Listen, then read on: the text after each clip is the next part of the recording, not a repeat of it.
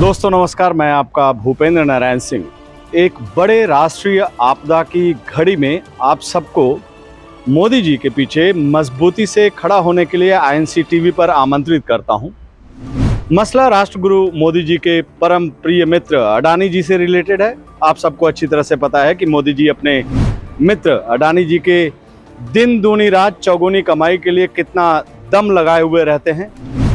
उनकी मेहनत का नतीजा भी हम सबके अब सामने है। साइकिल की घंटी टुनटुना के सस्ते का माल रास्ते में की हाँक लगाने वाले अडानी जी आज मोदी जी की बदौलत दुनिया के सबसे ज्यादा अमीर उद्योगपति बनने के करीब पहुंच चुके थे। लेकिन उन्हीं अडानी जी को दुनिया जालिया, फर्जी, धोखेबाज और पता नहीं क्या क्या बता रही है।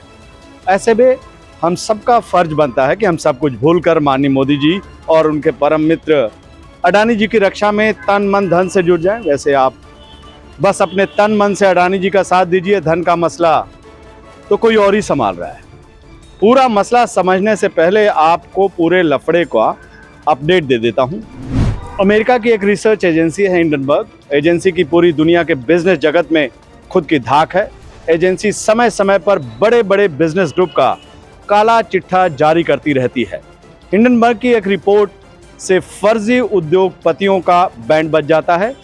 वही जो जेन्युइन तरीके से अपना बिजनेस, अपना व्यवसाय करते हैं, उनका बिजनेस फर्श से अर्श तक पहुंच जाता है। अब उसी हिंडनबर्ग ने अपनी रिपोर्ट में कह दिया है कि अडानी जी ने अपना जो बिजनेस मॉडल खड़ा किया है उसके हर एक स्टेप में फर्जीवाड़ा है, धोखाधड़ी है। एक तरह से अडानी जी का पूरा बिजनेस झूठ का गुब्बारा है, जिसमें जिस दिन सच की सुई घुस गई उस दिन अडानी जी तो डूबेंगे ही, पूरे भारत की इकोनॉमी को भी लेकर डूब जाएंगे। हिंडनबर्ग की रिपोर्ट का असर देखने को भी मिला है। जिस दिन उसकी रिपोर्ट जारी हुई उस दिन से लेकर खबर लिखे जाने तक अडानी जी के शेयर 20% से ज्यादा गिर चुके हैं। खबरों के मुताबिक इस गिरावट से अडानी जी को 1.32 लाख करोड़ का फटका लग चुका है। इस गिरावट का असर इंडियन इकोनॉमी पर भी दिख रहा है। BSE सेंसेक्स कभी 700-800 अंकों तक गिर रहा है, उससे ज़्यादा भी गिर रहा है। रिपोर्ट के मुताबिक आम निवेशकों का 6.83 लाख डूब चुका है और आने वाले समय और खतरे से भी भरा है। अब चलिए मुद्दे की बात पर लौटते हैं। पहला मुद्दा तो ये है कि ये पूरी तरह से अडानी जी और मोदी जी का निजी मसला है। अगर अडानी जी ने चूना लगाया तो वो मोदी जी की भावनाओं का सम्मान करते हुए लगाया होगा, ये विपक्ष कहता है। लोग भी कह रहे हैं मोदी जी की कृपा से किया होगा, ये भी कह रहे हैं। ऐसे में अमेरिका की एक एजेंसी का क्या हक है कि वो मोदी जी और अडानी जी की निजी मसलों पर बोले।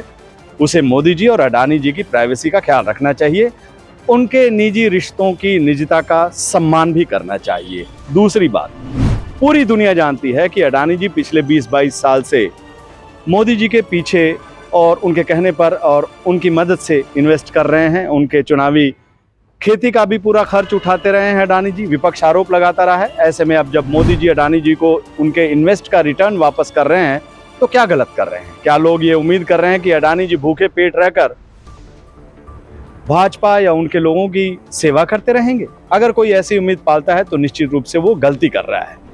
तीसरी बात, हिंडनबर्ग ने अपनी रिपोर्ट में अडानी जी पर यह आरोप लगाया है कि उन्होंने शैल कंपनियों मतलब फर्जी कंपनियों के जरिए हिसाब किताब में जमकर फर्जीवाड़ा किया है और देश का कर चुराया है। भाई फिर वही पुरानी बात, ये तो लोगों की और अडानी जी की आपस की बात है। हम सब ने देखा है कि मोदी जी विदेशों तक में अडानी जी को साथ लेकर उनके व्यवसाय की बात करते रहते हैं। ऐसे में हिंडनबर्ग को क्या हक है कि वो हमारे राष्ट्रगुरु की नीति और नीयत पर सवाल खड़ा करे।